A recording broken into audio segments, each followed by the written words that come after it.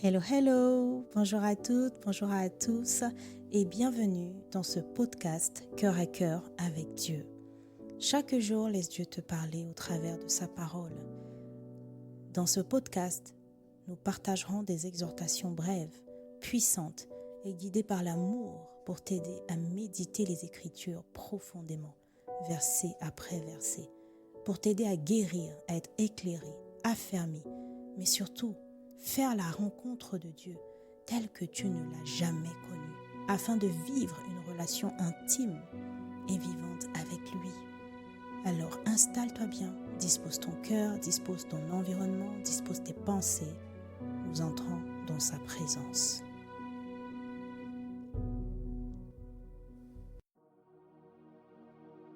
Hello, bonsoir à toutes, bonsoir à tous, j'espère que vous allez bien.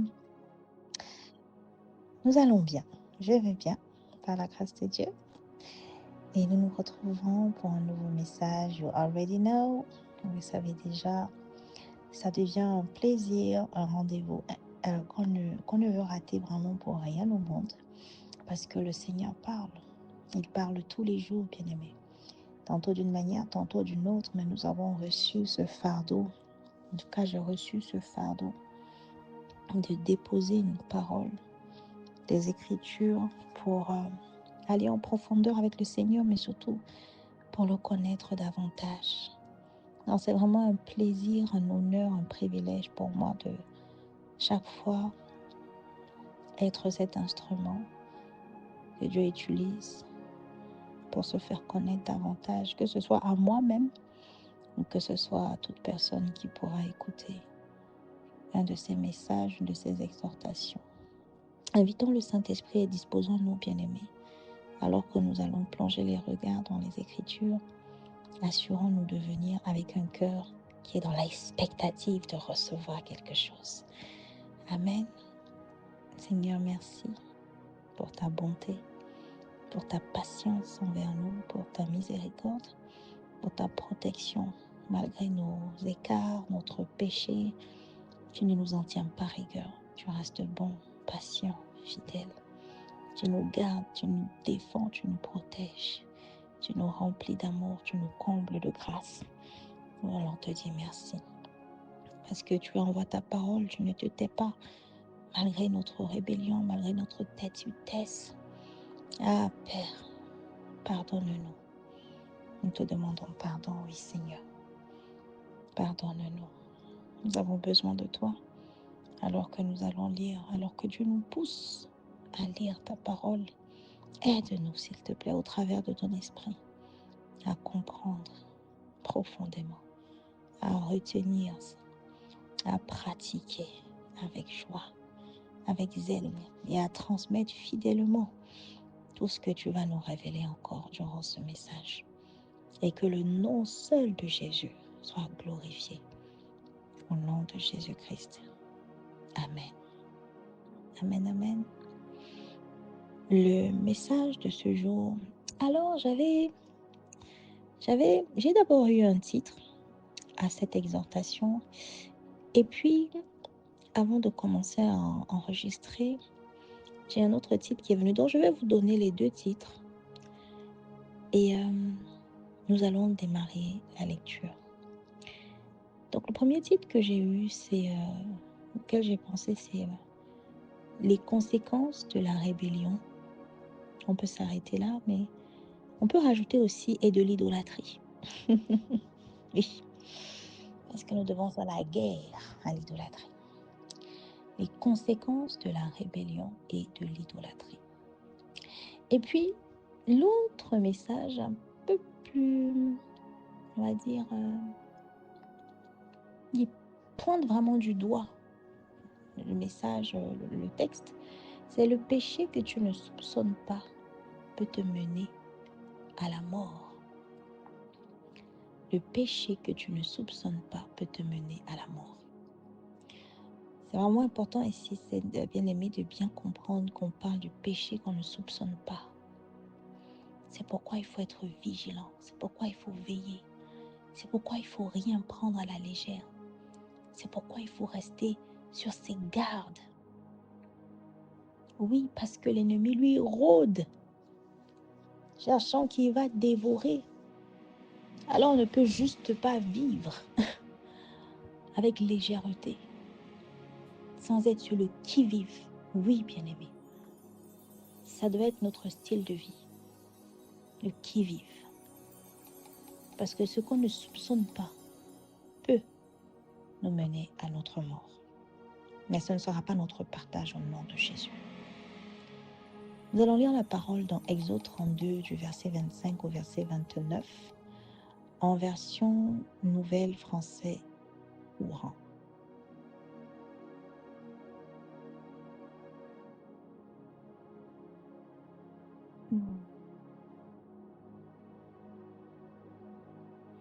Moïse se rendit compte qu'Aaron avait laissé le peuple faire ce qu'il voulait, l'exposant ainsi aux moqueries de ses adversaires. Il se plaça à l'entrée du camp et s'écria : « Ceux qui aiment le Seigneur, venez auprès de moi. » Les membres de la tribu de Lévi se rassemblèrent autour de lui. Il leur dit : « Voici ce qu'ordonne le Seigneur, le Dieu d'Israël. Que chacun de vous prenne son épée, passez et repassez d'un bout à l'autre du camp et tuez vos frères, vos amis, vos voisins. » Les Lévites obéirent à Moïse, si bien que 3000 Israélites environ moururent ce jour-là.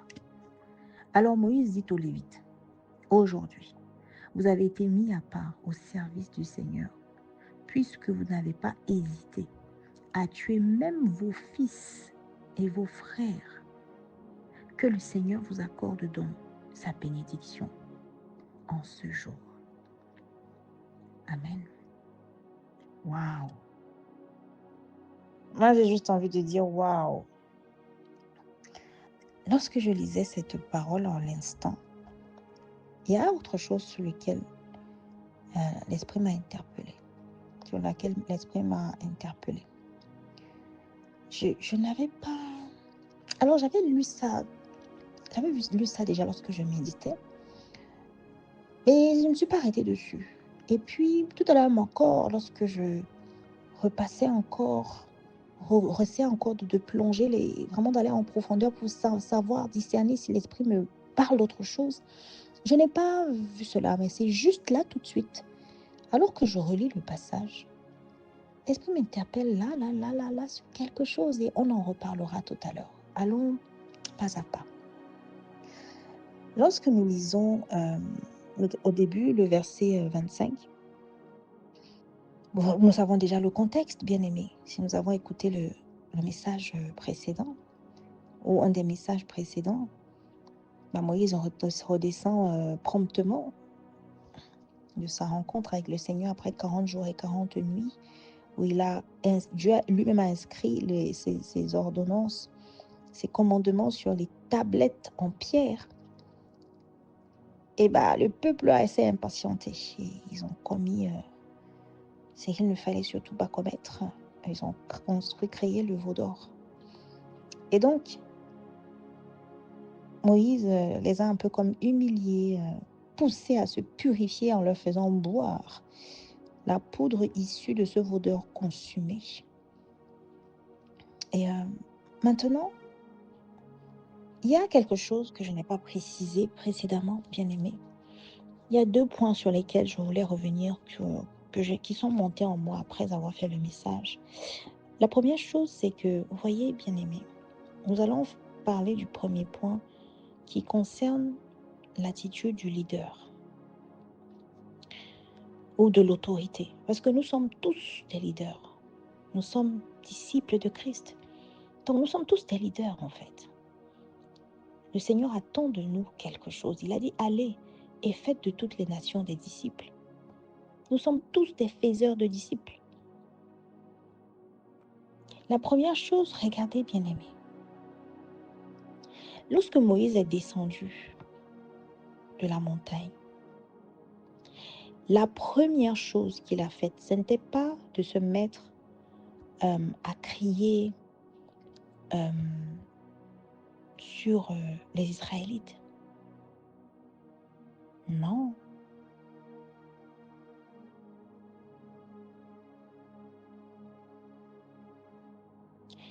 il a vu le veau d'or, verset 19. N'est-ce pas? Il s'est mis en colère. Il a jeté les tablettes, il a pris la statue, il l'a détruite. Il a réduit en poudre fine, il a fait boire aux Israélites. Et maintenant, ensuite, qu'est-ce qu'il a fait? Donc, il a d'abord traité le problème. C'est-à-dire, il s'est attaqué à l'idole d'abord. Donc, il s'est mis en colère, il s'est attaqué à l'idole. Mais regardez maintenant, il se retourne vers celui à qui il a donné l'autorité en son absence, Aaron. Et la première chose qu'il fait, quand il demande des comptes, lui en tant que leader, à l'autre leader, ce n'est pas de le juger, ce n'est pas de le réprimander, ce n'est pas de commencer à créer ou à faire des hypothèses. Non. Il pose une question. Il pose une question. Qu'est-ce que ce peuple t'a fait pour que tu l'entraînes dans un si grave péché? Bien aimé, ici, je sors juste un peu du contexte du message du jour parce que c'est quelque chose que j'aurais dû préciser dans le message précédent. Dans l'attitude du leader. Parce que de toute façon, dans ce message, nous allons parler un peu, parce que le passage au verset 25 parle en fait. En tout cas, nous voyons un des rôles que l'autorité est censée jouer, mais que Aaron n'a pas joué. Et nous avons commencé à voir déjà un peu comme des rôles de l'autorité à suivre.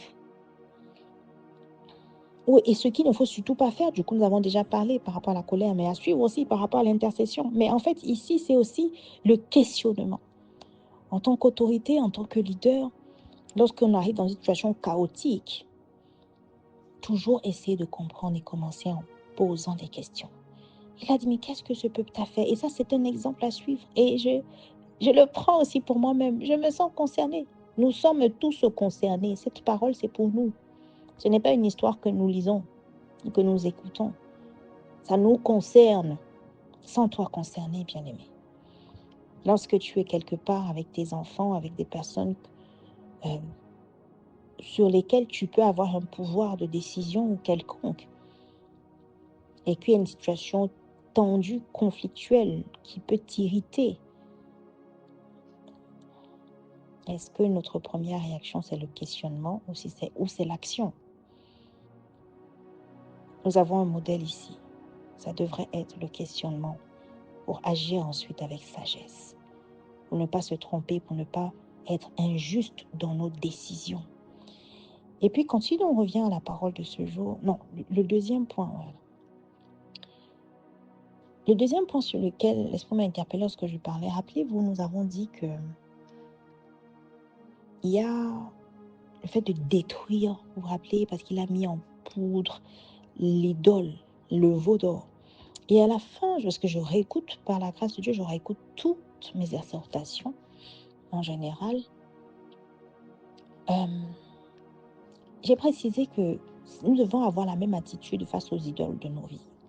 On doit s'assurer de les détruire. Et puis, laisse-moi interpeller, attention, tu as donné comme exemple les enfants. Parce que les enfants peuvent être une idole. Il ne s'agit pas ici, je veux juste corriger ou préciser, pas corriger, mais préciser. Bien-aimé, j'ai foi qu'on se comprenne quand même. Il ne s'agira pas ici de dire qu'on va détruire nos enfants, quoi que ce soit. On parle ici du lien malsain qui se crée, qui prend la place de Dieu si jamais, par exemple, nos enfants sont devenus des idoles. Il s'agit de détruire ce lien. Ici, c'est des objets, de détruire ces objets. Du mieux qu'on peut, en tout cas. Mais comprenons le fond du message ici. Il s'agit de se débarrasser de ce qui est idole et de remettre à sa place Dieu sur le trône de nos cœurs. Donc, je voulais juste apporter cette précision. La destruction ne concerne pas les personnes qui ont pu devenir des idoles. Non, mais de briser ce lien qui crée l'idolâtrie, le rendre saint et surtout repositionner Dieu sur le trône, parce que c'est de ça qu'il s'agit. Donc, si nous revenons au message du jour, vous voyez, Moïse s'est rendu compte qu'Aaron avait laissé le peuple faire ce qu'il voulait. On dit qu'il s'est rendu compte. Parce qu'il a bien écouté Aaron. Ce qu'il dit n'a pas de sens. En fait, quand il parle, Aaron, lorsque nous avons lu au verset 22 notamment, il parle comme si c'est le peuple qui avait décidé en fait. Il parle comme si le peuple l'a un peu forcé et que lui, il était un peu comme démuni. Il ne pouvait pas faire grand-chose. Et c'est là où Moïse se rend compte que, mais en fait, il a laissé le peuple faire en fait. Il n'a rien fait, il n'a pas fait opposition. Il n'a pas fait asseoir son autorité. Et c'est un message ici. Il a laissé créer le désordre. Et nous, en tant que leaders aujourd'hui, nous devons prendre conscience que c'est notre responsabilité. Si nous avons des personnes au-dessus de nous, que nous suivons, que nous servons finalement, si nous utilisons la parole, en tant qu'autorité, c'est à nous de maintenir l'ordre par le Saint-Esprit. Oui, en réalité, ce n'est pas nous qui le faisons, mais c'est à nous de nous assurer d'avoir cette sagesse, ce discernement, que Dieu, le Dieu que nous servons, c'est un Dieu d'ordre. Nous ne pouvons pas laisser les personnes que Dieu nous a confiées mettre le désordre dans sa maison, dans son troupeau, le troupeau qu'il nous a confié. Ce n'est pas le peuple qui décide, c'est Dieu. Ce sont ses lois qui priment, ses principes qui priment, sa volonté qui prime. Et c'est à nous de nous assurer de cet équilibre-là. Peu importe ce que ceux qu'on nous a confiés pensent, disent, décident, c'est à nous de rester fermes. Parce que Aaron n'a pas pu le faire, bien-aimé. Il était plus intéressé par le fait que le peuple apprécie ses décisions. Il avait certainement une blessure du rejet ou de l'abandon. Il avait certainement un manque d'estime de lui-même. Il avait besoin de savoir qu'on valide ses décisions et qu'on l'apprécie, qu'on a un regard favorable sur lui. Mais ça, c'était au détriment de l'ordre établi, surtout de l'autorité de Dieu. Et c'est une interpellation pour nous aussi. En tant que leader, nous avons des personnes sous notre leadership, sous notre autorité. Ce ne sont pas eux de dicter les règles. Comprenons le fond du message ici, on ne parle pas de dictature, bien-aimés. Nous parlons ici de faire attention à ce que les personnes qu'on nous a confiées nous mènent dans le désordre parce que nous ne savons pas être assez fermes vis-à-vis de ces personnes. C'est à l'autorité de recadrer, pas de s'aligner, bien-aimés. Lorsque nous dépassons le cadre de la parole de Dieu, de la volonté de Dieu, c'est à nous, autorité, de recadrer et non pas de s'aligner. Et si nous continuons plus loin, bien-aimés, au verset 27, il leur dit, voici ce qu'ordonne le Seigneur. Mais avant d'arriver là, venons justement au point sur lequel l'Esprit m'a interpellé à l'instant quand je lisais au début. Il s'est placé au verset 26, il dit, il se plaça à l'entrée du camp et s'écria, ceux qui aiment le Seigneur, venez auprès de moi. Ah, comment j'ai... Merci Saint-Esprit. Regardez, il a dit ceux qui aiment le Seigneur. Bien aimé, est-ce que nous pouvons créer cette scène? Rappelons-nous ce que nous avons déjà dit dans les précédentes exhortations il y a quelques semaines. Dieu nous a donné un don immense, la capacité d'imaginer, la capacité de créer des scénarios dans notre tête, la créativité, vraiment la capacité de se projeter, de visualiser des scènes dans notre esprit.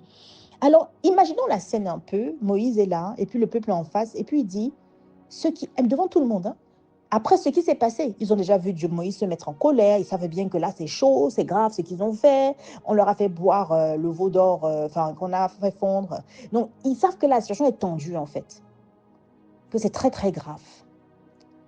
Et puis, Moïse va se placer en haut, imaginons, et il dit, ceux qui aiment le Seigneur, venez auprès de moi.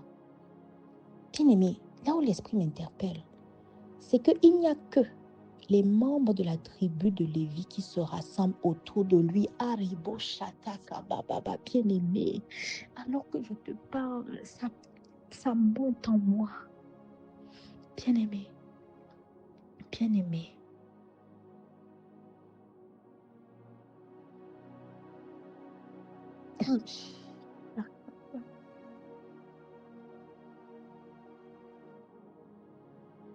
Les autres n'aimaient pas le Seigneur. Ils ne l'aimaient pas. Bien-aimés, arrêtons de nous voiler la face.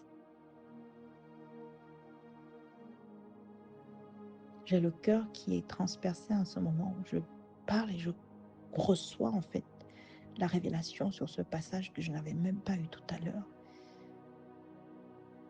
Je sens monter en moi comme, tu vois, malgré la conscience de leur rébellion, malgré la conscience de la gravité, parce que ils ont subi une humiliation, on leur donne encore une chance. On ne leur dit pas qui veut se faire pardonner, bien-aimé. On leur dit, ceux qui aiment le Seigneur, venez auprès de moi. Et dans ce même peuple, il y a des personnes qui ne montent pas. Il y a des personnes qui ne viennent pas auprès de Moïse. C'est un message clair. Et comme je disais tout à l'heure, sentons-nous concernés par cette parole. Nous sommes le peuple d'Israël. Il ne s'agissait pas seulement des Israélites à cette époque. Nous sommes aussi concernés, bien-aimés. Une déclaration publique de rejet de Dieu. Je ne t'aime pas. Malgré encore une fois la conscience de la gravité, avec tout ce qu'ils avaient déjà subi avant, qu'ils ont vécu, savaient que c'était grave. Ils persistent. Bien-aimés, aujourd'hui, ta rébellion, c'est une preuve que tu n'aimes pas Dieu. Je ne sais pas à qui je parle.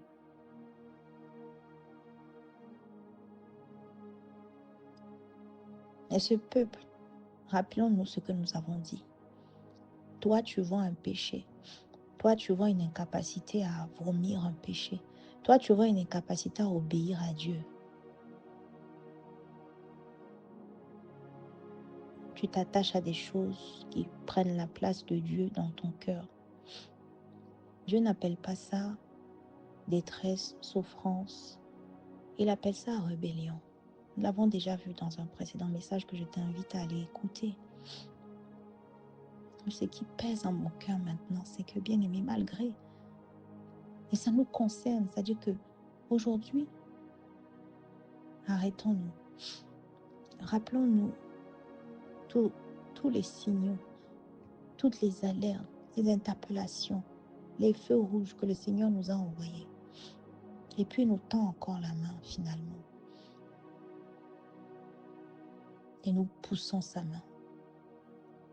Vraiment, je prie que tu puisses discerner lorsque le Seigneur te tendra cette main pour te donner cette chance. Je prie que tu puisses comprendre qu'il s'agit d'amour de Dieu et non pas d'exécution de ses commandements. Vous voyez, la question que Moïse parle est si profond de sens. Ceux qui aiment le Seigneur, venez auprès de moi. Il n'a même pas dit ceux qui veulent se faire pardonner. Il a dit ceux qui aiment le Seigneur, bien-aimés.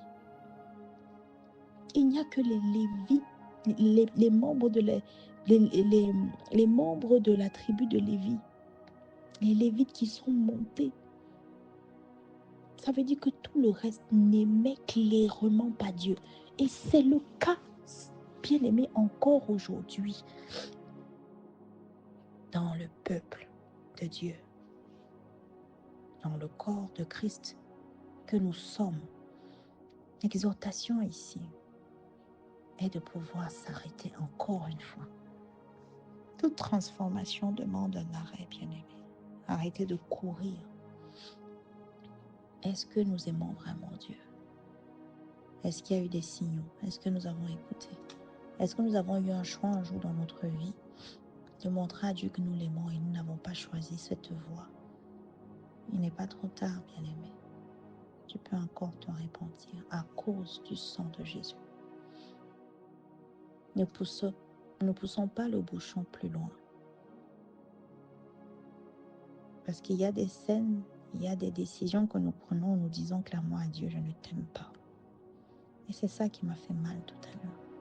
Nous lisons juste, les Lévites sont montés, mais en fait, ils ont envoyé un message au Seigneur, les autres. On choisit le veau d'or, on choisit l'idolâtrie. Toi, tu ne vaux rien. Tu n'as rien fait, tu n'es personne, on ne t'aime pas. Nous crachons sur toi. Oui, bien aimé, imagine tout ce que tu veux. C'est ça que tu es en train de dire à Dieu. Et là, Dieu leur demande de tuer leurs frères. Alors, je dis Dieu parce que Moïse a dit ce qu'ordonne le Seigneur. Et rappelez-vous, le Seigneur voulait tous les exterminer. Mais regardez, ils ont une chance.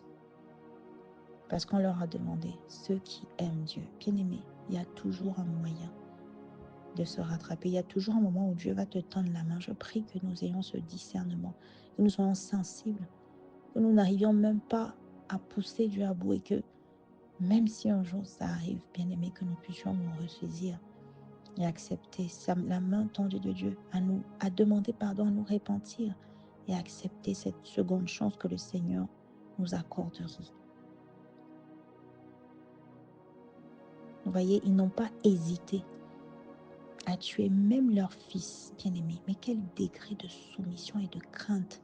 Vous voyez, eux, ils étaient vraiment en mode repentance sincère.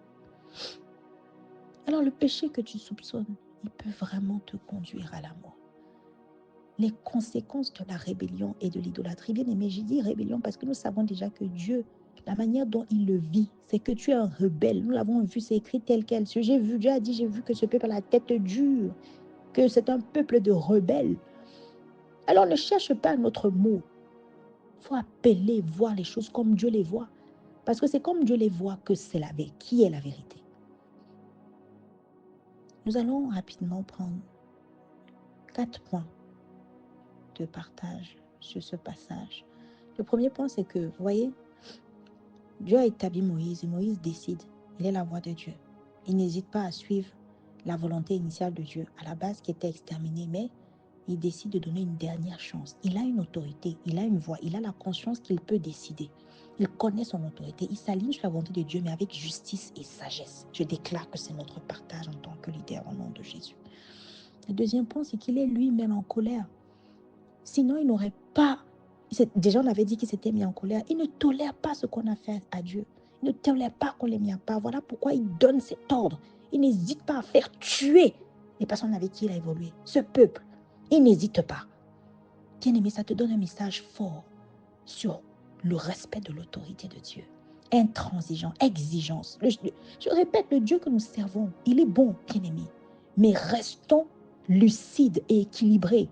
Dieu est un roi, c'est un seigneur. On ne se moque pas de lui. Il y a des limites à ne pas dépasser. Ayons la crainte du Seigneur. La parole déclare, le commencement de la sagesse, c'est la crainte du Seigneur. Troisième point, on paye le prix de nos actes graves, bien-aimés. On finit par payer le prix. Sachons mettre des limites et nous repentir. Car vous voyez, ceux des Lévites qui ont dit oui, qui aiment le Seigneur, qui ont rejoint, ils étaient aussi là quand on faisait le veau d'or. Mais ils se sont rachetés, ils se sont rattrapés, bien-aimés. Chassons l'orgueil au milieu de nous. Et lorsqu'il le faut, en tout cas le plus tôt possible, lèvons-nous, demandons pardon.